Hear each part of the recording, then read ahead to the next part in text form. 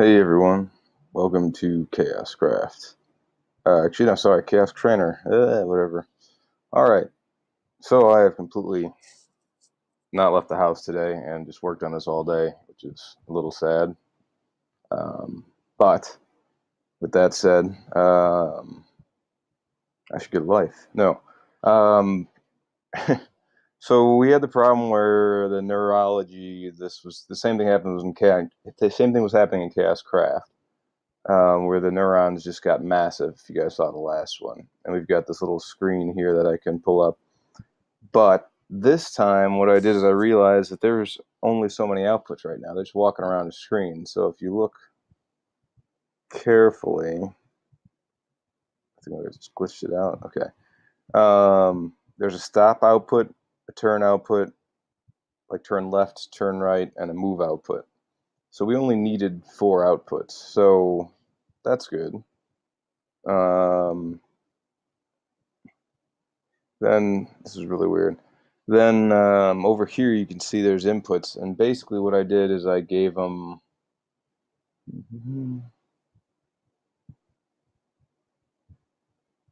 uh,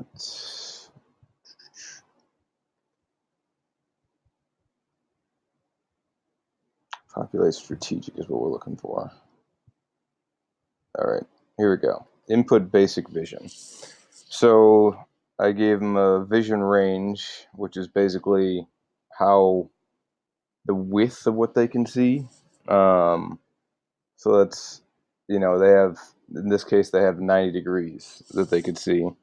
And then I gave him, I count 1, huh?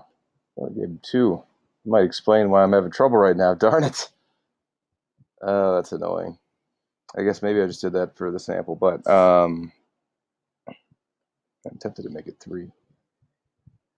Because we're not going anywhere right now. We're at generation, yeah, sorry, I'm getting sidetracked here. But, it's going to update. We're at generation 223, and we're not suffering any of the slow times until I make an update to the code and it reloads, which is probably going to cause all sorts of hell and ruin my simulation. So either way, there's a view distance, and right now you can see, a block. It can tell if there's a block right in front of it or a block slightly further away. And yeah, so those are basically settings that you guys are going to be able to control, or we will have a biology driver basically generate random versions of it. So we'll have ones with more eyes and less eyes. And, I mean, in reality, it's just visual. I guess think of it more like visual nerve. They still only have 2 eyes because I'm not drawing more on their heads. But all right, so either way, it goes through and it creates a node for each one of those and a tile. So all the nodes here are basically like, can I see a tile of lava at this X and Y compared to me? Can I see a tile of just regular floor? Can I see a tile of wall? So that's pretty much the majority of what their inputs are at the moment. And I wanted to keep it simple just for my own documentation. And then from there, I limited it to, give me a second here. Close. Oh, yeah, I totally did blow this thing up when I restarted. Oh, there goes 30 to 45 minutes worth of simulation. So they're down here, ideally, simulating.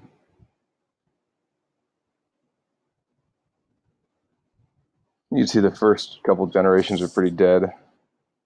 And they're also very diverse in their colors. That's the next thing I should probably mention. Is that I added the colors in there to kind of show lineage. So like in between each term, I started giving it biological, what do you call it? Biological, oh my God, I've been staring at this for too long today. Bot biology, so basically its color is derived from bot biology. And what you'll see is that as it progresses, they become more the same biology because the ones that are random colors kind of fade out. And get passed out there, but they can change and iterate their colors each generation. So we'll actually see them go all red, and then they'll all go yellow, and like, so right there. See, that's what I'm talking about. It's generation 4. We're seeing just 3 colors, basically 2 colors potentially. Back to what I was saying.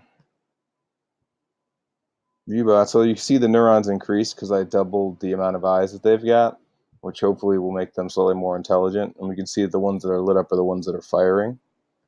But here's the neuron thing. So each of them has up to 3 neuron dependencies at the moment, and we could do a lot more. And I'm going to give you guys the ability to edit, that, and how many hidden layers we've got, and a couple other things. But just to start there is, yeah, so that's, each one of these is dependent on 3 of these. And so this guy's actually pretty active right now. Another thing I did, this is all today, so I really squandered my life today.